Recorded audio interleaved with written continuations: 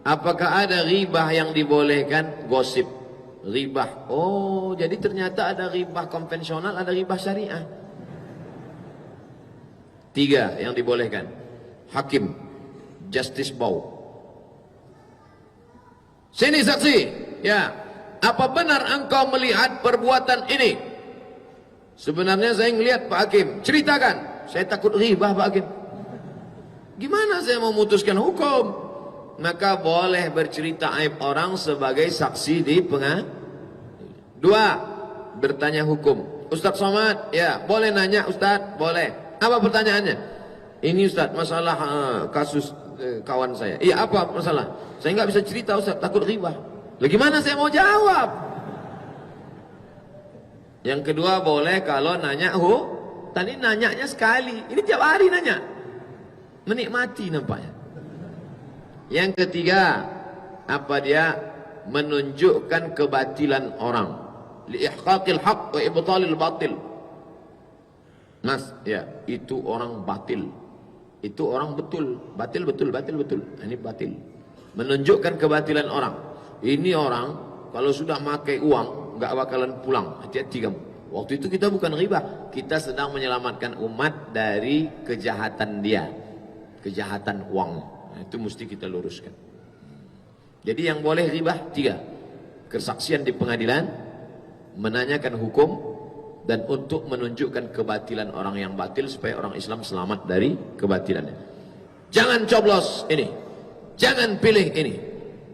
Siapa yang jangan dipilih? 9. DPR, DPD, DPR kota, DPR provinsi, DPR pusat, presiden, wakil presiden, bupati, wali kota, gubernur. Saat kita sendiri, oh jangan ghibah, nanti kamu bukan ghibah, sedang menunjukkan liihqaqil haqq wa ibtalil batil, menunjukkan yang hak dan membatilkan yang batil. Sekarang tantangan untuk anak muda itu banyak sekali Pak Ustaz. Yang saya tanyakan bagaimana cara anak muda agar selalu istiqomah di jalan Allah dengan begitu banyak godaan yang ada. Pertama, anak muda mesti membangun komunitas. Di antaranya komunitas pemuda Az-Zikra. Makanya gabung di sini. Serigala yang ada di luar tidak akan menerkam kalian selama kalian berada di tengah jamaah. Tapi begitu kalian memisahkan diri dari jamaah, maka akan datang serigala-serigala menerkam. Sekelompok bison menyeberang sungai. Predator mengamati dari jauh. Ketika ada satu bison yang agak hanyut meninggalkan jamaah, datang menerkam, habis dia terkam. Oleh sebab itu jangan pisahkan diri dari jamaah. Yang kedua, membangkitkan semangat untuk beramal beribadah. Pulang dari sini mampir ke rumah sakit. Rumah sakit apa? Terserah rumah sakit mana. Yang penting ada tulisan rumah sakit. Lihat orang sakit. Dek, mau ngeliat siapa? Kata security. Semua yang sakit di sini mau saya lihat. Saya mau ambil pelajaran dari mereka. Saya masuk ke rumah sakit di Bogor, melihat orang berbaring di samping mesin sebesar kulkas, lalu dicopot darahnya dengan selang paralon, masuk disedot berbuih. Saya tanya, sudah berapa lama terbaring? 5 jam. Darah disedot, keluar, masuk ke mesin, dicuci dalam mesin, masuk lagi ke dalam. Sakitnya, waktunya, duitnya. Saat itu kita, ya Allah, bangkit semangat beribadah. 3, lihat orang mati. Kalau lihat ada bendera warna putih, mampir. Siapapun yang meninggal, jangan lihat. Bendera warna putih, mampir. Buka penutup wajahnya, cium. Kalau laki-laki, perempuan jangan. Walaupun udah meninggal, kalau kamu cium, suaminya ngamuk. Rasakan sejuk jenazah, seperti es batu. Antar dia sampai ke pemakaman. Siapa yang mengantar jenazah sampai ke pemakaman, maka dia mendapat pahala qiratan, 2 qirat. Wa mal qiratan ya Rasulullah? Apa arti 2 qirat? Mithlul jabalainil azimaini, seperti 2 bukit Uhud. Oleh sebab itu maka bangun komunitas, lihat orang sakit, lihat orang mati. Insyaallah kau istiqomah. Kalau sudah kau lakukan yang 3 tidak juga istiqomah, berarti kau sudah mati sebelum Israel datang. Na'udzubillah. Jasadnya hidup, jiwanya sudah mati. Ustaz tolong sebutkan, jelaskan secara terperinci satu persatu syarat-syarat kriteria seorang boleh digelari dengan masing-masing gelar. Ad-da'i ilallah, orang yang mengajak ke jalan Allah. Ayo salat, ayo puasa, ayo zakat, ayo haji. Ad-da'i ilallah, mengajak. Ud'u ila sabili rabbik. Walaupun kau insinyur, walaupun kau SHMH, walaupun kau profesor doktor, ajak orang ke jalan Allah. Ketuk pintu rumahnya. Bro, ayo kita salat subuh. Alim, innama yakhshallaha min ibadihil ulama. Yang takut kepada Allah adalah ulama. Kalau ngajak tadi enggak penting berilmu, dai, yang penting ngajak aja. Ayo salat. Makanya kalau ada orang ngapain itu ngajak-ngajak salat? Emang dia sarjana agama? Emang dia dari Kairo? Emangnya dari Madinah? Emangnya dari Ummul Qura? Ngajak-ngajak. Oh ngajak, enggak penting harus sekolah agama, karena dia tidak ada tanya jawab. Tapi kalau sudah terkait dengan masalah hukum fikih, masalah halal haram, masalah. Makanya kalau ada orang mengatakan, apa tuh Ustaz Felix Yau? Dia kan bukan pelajar agama, dia dai, dia ngajak orang, ngajak supaya udah putusin aja. Berapa banyak? Saya ketemu sepupu saya, anak abang saya.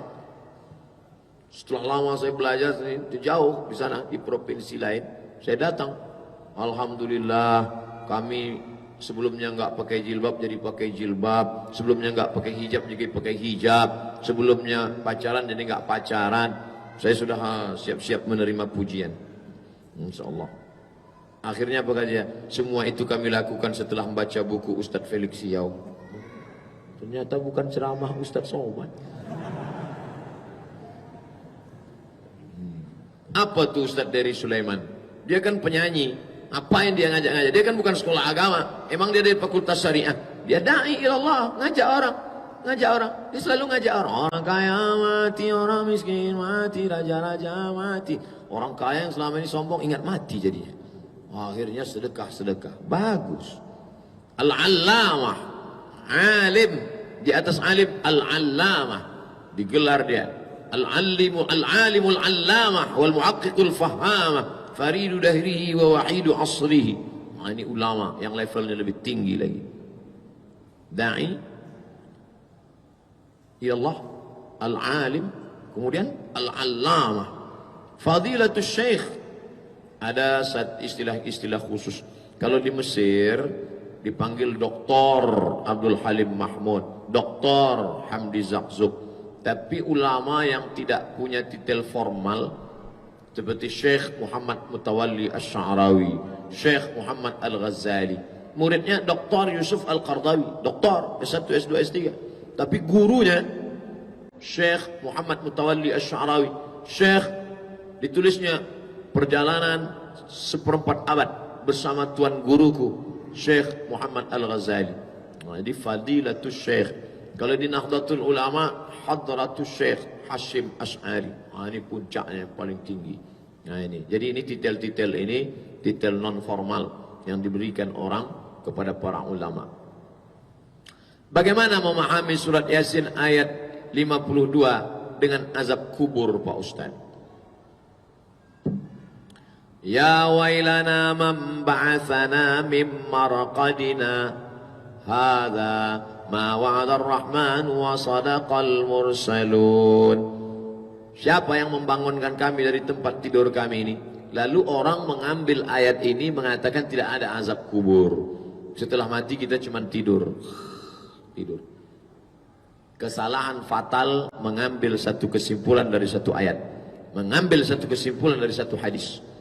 Cara yang benar adalah al-jam'u bainal ayat wal ahadits wa aqwalil ulama. Coba tengok kajian tematik. Ayat, hadis, fatwa sahabat, fatwa ulama. Baru tarik satu kesimpulan tentang azab kubur. Allahumma inni a'udzubika min azabi jahannam wa min azabil qabri. Ayat Quran, wala nudziqammahum minal azabil adna dunal azabil akbar. Kami akan rasakan kepada mereka azab yang dekat, bukan azab yang besar. Azab yang besar di akhirat neraka, azab yang dekat adalah azab kubur. Lalu kenapa mereka dikatakan tidur? Sama seperti orang yang mati. Ketika kita katakan orang yang buta nginjak kaki kita, padahal dia tidak buta. Pas kita sedang jalan, tiba-tiba ada orang injak, lalu kita katakan, buta. Mohon maaf. Saat itu kita tidak sedang mengatakan dia buta, tapi kenapa tidak berfungsi? Begitu juga orang yang tidur. Orang yang tidur, telinga tidak berfungsi, mata tidak berfungsi, seolah-olah tidak berfungsi. Kenapa kamu tidak memfungsikan itu selama ini? Oleh sebab itu maka jangan menarik kesimpulan dari satu ayat, dari satu hadis, tapi dari semuanya. Kitab yang paling lengkap tentang azab kubur, kitab ditulis murid Ibnu Taimiyah, namanya kitab Roh. Penulisnya Imam Ibnu Qayyim Al-Jauziyah, sudah diterjemahkan ke bahasa Indonesia, ROH, Roh. 40.000 dulu, harga naik tidak ditanggung jawab penceramah.